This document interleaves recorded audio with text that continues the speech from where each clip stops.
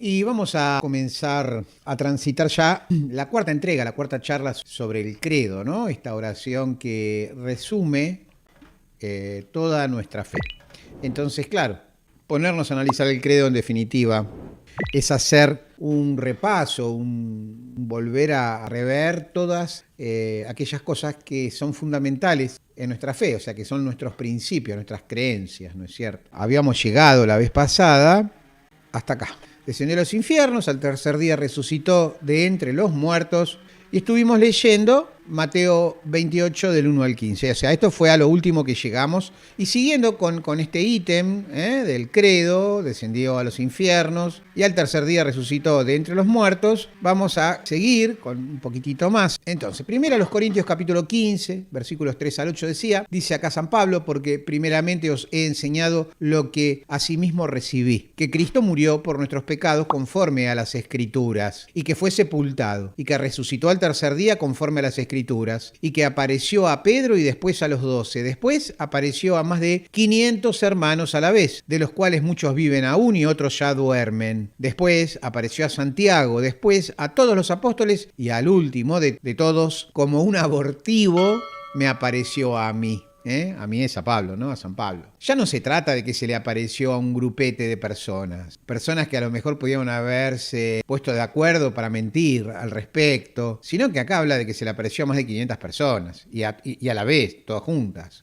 Ustedes piensen que Pablo no fue testigo de estas cosas. Por eso él dice, porque primeramente os he enseñado lo que asimismo recibí, que Cristo murió por nuestros pecados, conforme a las Escrituras. Pablo era un hombre muy culto, un judío muy bien preparado, que hablaba griego a la perfección. No solo lo hablaba, sino que lo leía y lo escribía. Y que en esa época era mucho, ¿no? Y además, como un buen judío de ley, conocía las Escrituras, conocía la ley de Moisés, conocía todo lo que los profetas habían anunciado. Por eso él dice que, además de que se lo dijeron, que Cristo murió por nuestros pecados, él lo aclara conforme a las Escrituras. Y que también fue sepultado y que resucitó el tercer día, también, vuelve a repetir, conforme a las Escrituras. Por eso acá no cabe duda, ¿no? Y que se le apareció a Pedro y a los 12, pero también se le apareció a más de 500 hermanos a la vez, dice. Los cuales todavía hay muchos que viven, o sea que pueden atestiguarlo, ¿no? Bueno, después se le apareció a Santiago, a los apóstoles y finalmente a él. Eso está relatado en Hechos de los Apóstoles, cuando Saulo, que era un asesino de cristianos, ¿no? Se confirma las palabras de Santa Teresita del Niño Jesús, cuando dice que Dios escribe derecho en renglones torcidos, ¿no? Fíjate vos cómo fue a elegir al enemigo número uno de los nazarenos, de los primeros cristianos, de los mismísimos apóstoles. De hecho, cuando a él se le presenta a Jesús, un Jesús obvio, ¿no? Ya resucitado y ya habiendo ascendido al cielo, habiendo ya enviado el Espíritu Santo en Pentecostés, todo, ¿no? O sea, fue tardío esto, pero a él se le aparece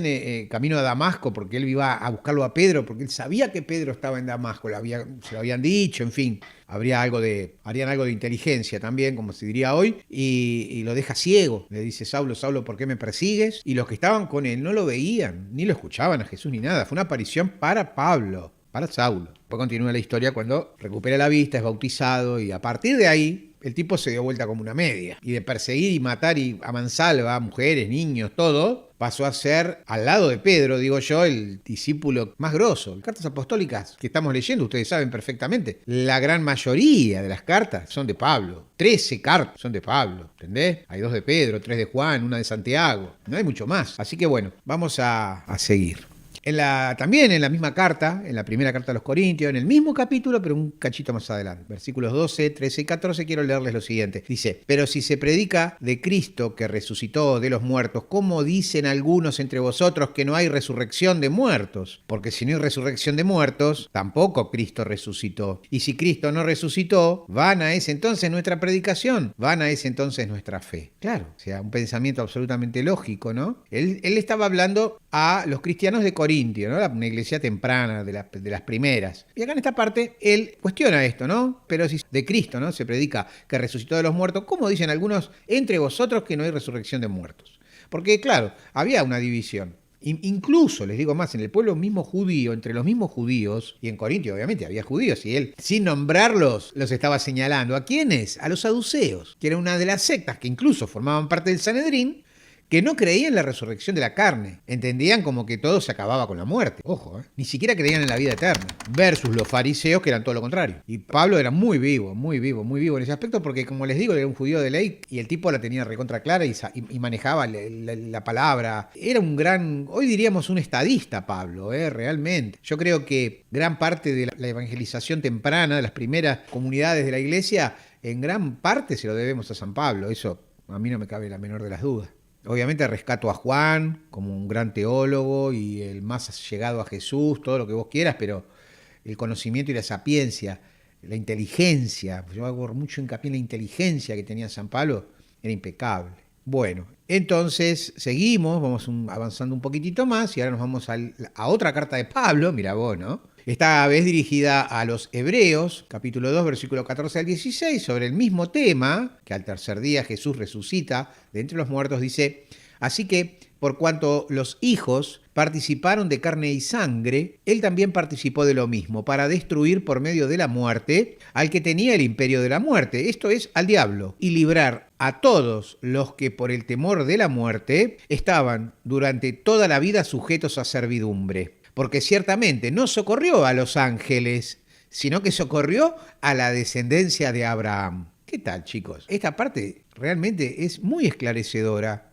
Les está hablando a los judíos. Acá no le habla a ningún gentil, acá le habla a los hebreos directamente. Y se te está diciendo que Jesús también, al igual que nosotros, participa de carne y sangre, lo ha hecho para destruir, o sea, ha venido a morir Jesús. Yo lo he dicho a ustedes esto infinidad de veces. Era obvio que su nodo norte, su misión, era morir en la cruz para luego resucitar y ascender al cielo. Porque esa fue la manera, como acá tal cual lo explica San Pablo, de vencer al diablo. Dice, así que por cuanto los hijos participaron de carne y sangre, él también participó de lo mismo, para destruir por medio de la muerte al que tenía el imperio de la muerte, esto es al diablo, y liberar a todos los que por el temor de la muerte estaban durante toda la vida sujetos a servidumbre, o sea, esclavizados por el miedo.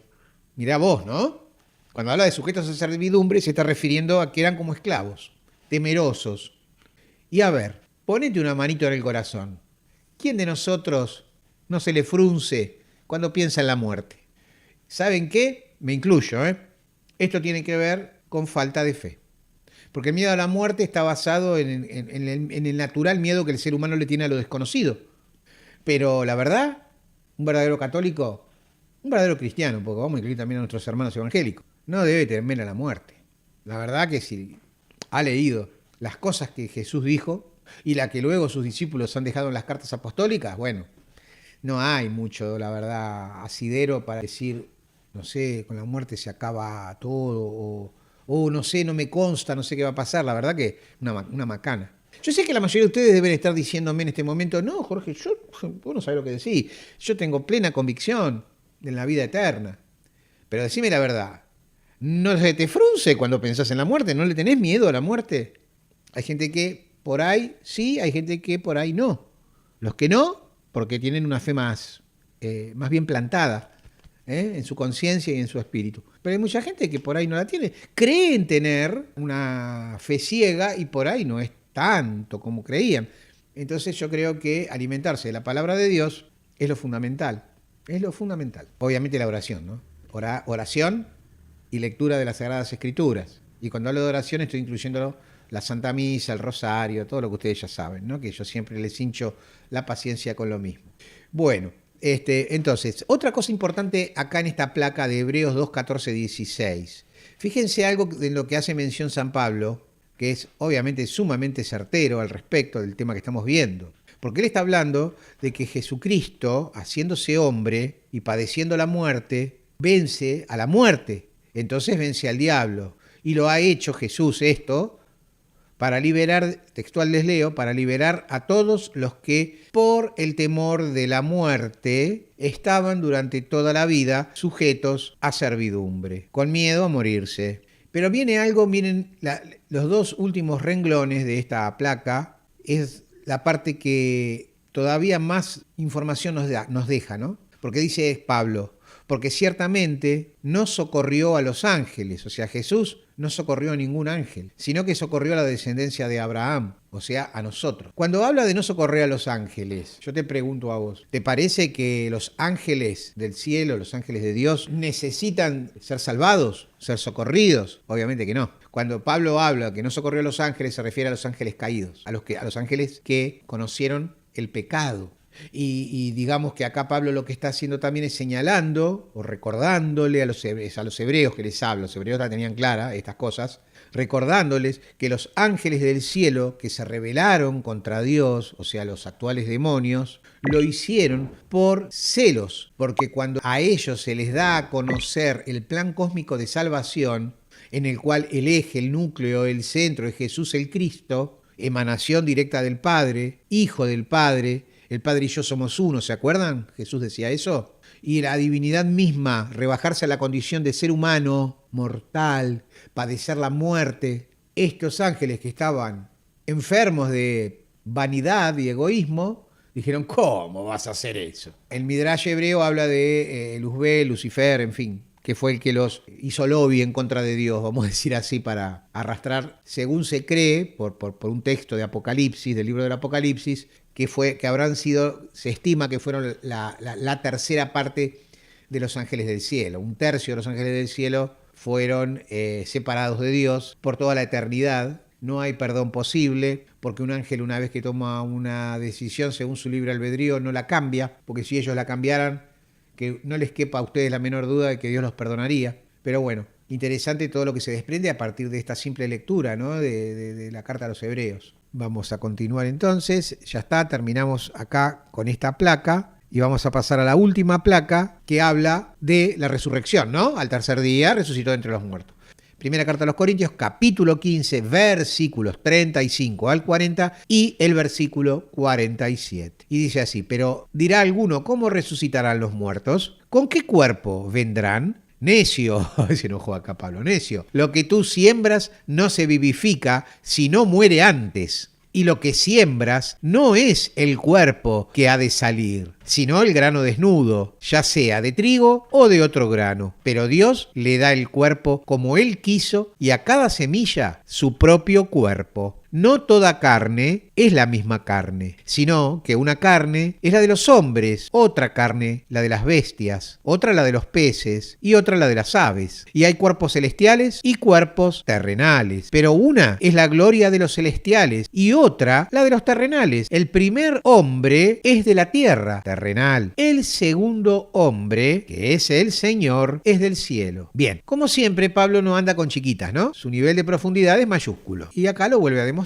porque nos está hablando de algo que no me lo vas a negar, porque a mí me pasó durante muchísimos años de mi vida, y yo me preguntaba, ¿cómo van a resucitar los muertos? Yo me acuerdo, mirá, cuando era adolescente, me preguntaba yo, ¿cómo la gente podía cremar a los familiares difuntos?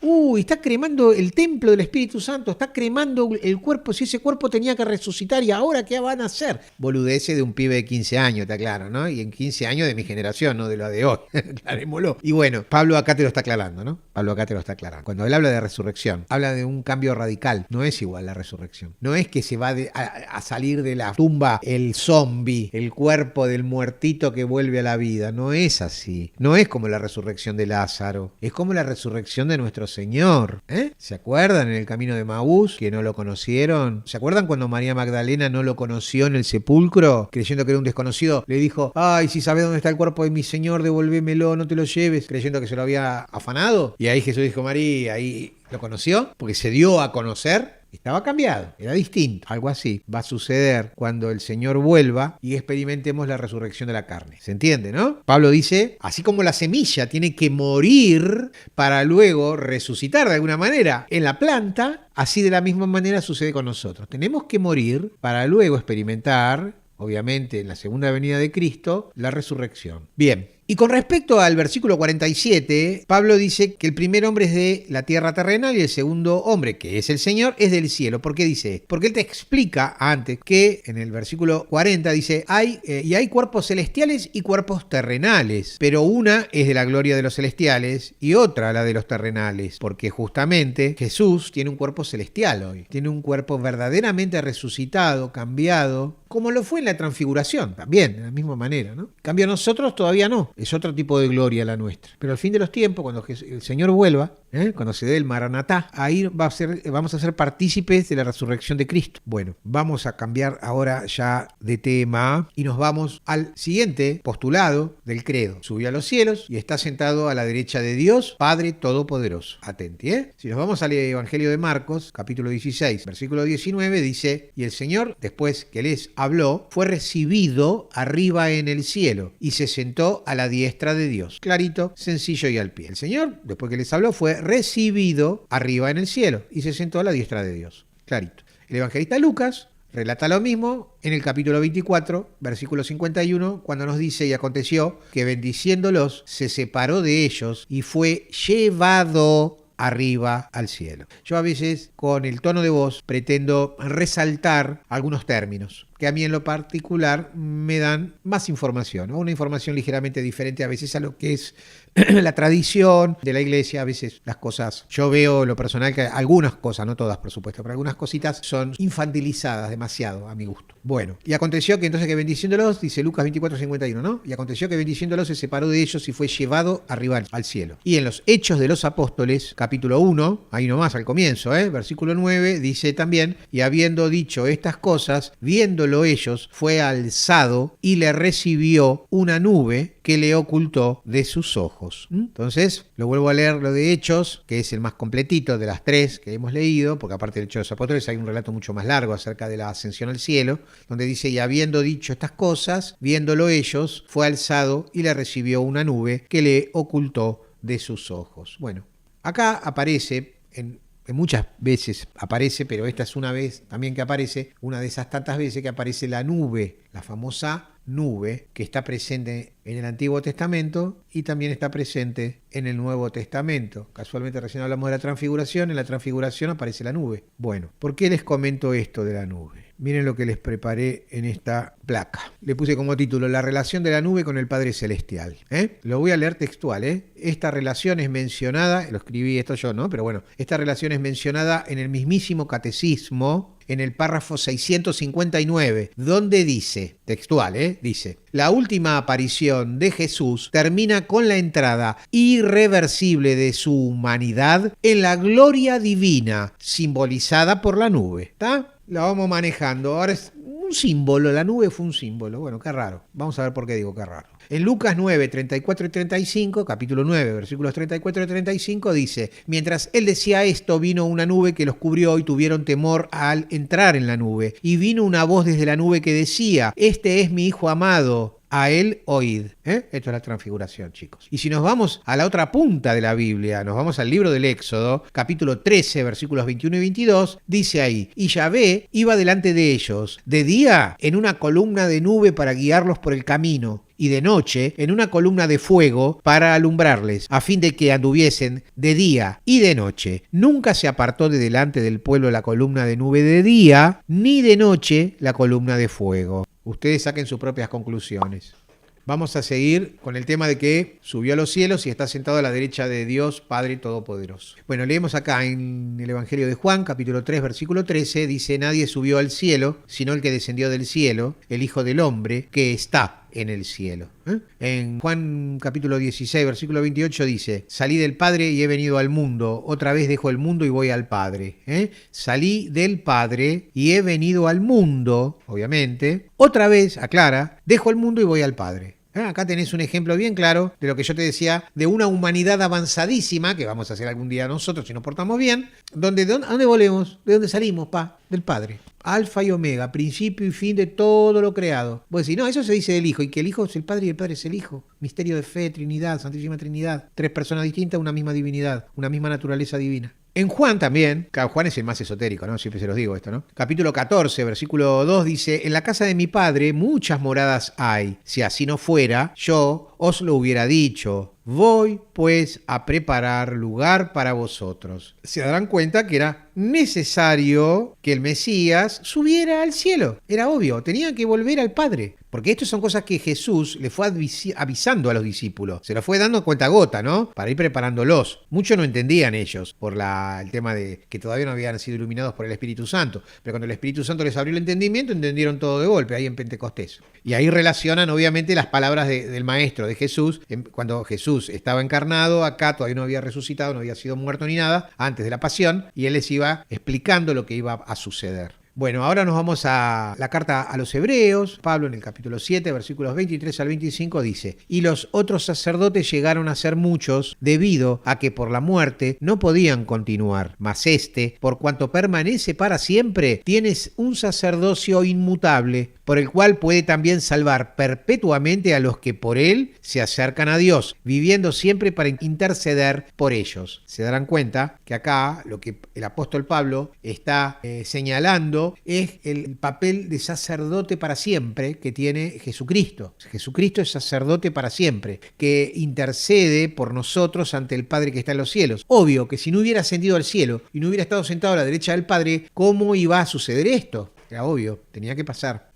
En la carta a los Hebreos también, pero en el capítulo 9, versículo 24, Pablo dice: porque no entró Cristo en el santuario hecho de mano, figura del verdadero, sino en el cielo mismo, para presentarse ahora por nosotros ante Dios. Acá lo que te está explicando Pablo claramente es que él no hizo como los sacerdotes, ¿viste? Los otros que había que estar nombrando nuevos sacerdotes porque se morían. ¿Qué hacía el sacerdote? Entraba al lugar santo de los santos, en el templo de Jerusalén, en el Yom Kippur, en el día de expiación, a derramar la sangre del cordero, bueno, ya saben, ¿no? Para expiación de los pecados de todo el pueblo. Jesucristo, sacerdote para siempre, sentado a la derecha del Padre, no entró en un templo hecho por manos de hombre, sino que entró en el mismísimo reino de los cielos. Y como dice acá, para presentarse ahora por nosotros ante Dios. Vieron que Jesús insistía y decía: yo soy el camino, la verdad y la vida. Nadie llega al Padre si no es a través mío. Ya te los estaba anunciando. La puerta es Él, es Cristo Jesús. Vos dirás: che, ¿pero le puedo pedir al Padre que está en los cielos directamente? Sí, porque sos su hija, sos su hijo. Podés, no hay el más mínimo de los problemas en hacerlo. Pero vos sabés que tenés dos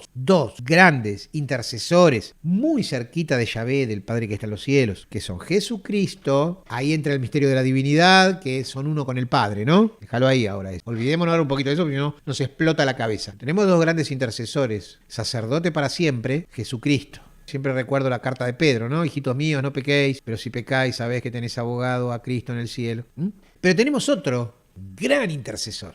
Adivinaste, ¿no? La Santísima Virgen María. Por eso cuando yo te digo reza el rosario, la Virgen Santísima toma todos tus pedidos, todas tus flaquezas, toda tu humanidad, la toma en sus manos. Ya el hecho de ella tomarla y hacerse cargo de tu humanidad, de tus necesidades, la Virgen hace una suerte de purificación de esos pedidos. Vamos a decir, hace de cuenta que los perfuma, ¿sí? Los ilumina y los perfuma y se los presenta en ese estado a su Hijo, a Jesucristo, el cual nunca le dice que no a su madre. Pero a su vez, Jesucristo, que es sacerdote para siempre, por eso está sentado a la derecha del Padre, se los presenta al Padre que está en los cielos. Entonces te darás cuenta rápidamente que está bueno pedirle directamente al Padre que está en los cielos, porque yo tengo dignidad de hijo de Dios, claro que sí, y Dios me escucha, pero también está muy bueno acudir a nuestra Madre del Cielo, que en su amor de madre va a poner siempre su oreja y su corazón en tus pedidos y los míos y se los va a presentar a su Hijo. Y su Hijo, a su vez, se lo presenta al Padre que está en los cielos. O sea, tenés llegada directa, con un plus, porque tus pedidos llegan perfectos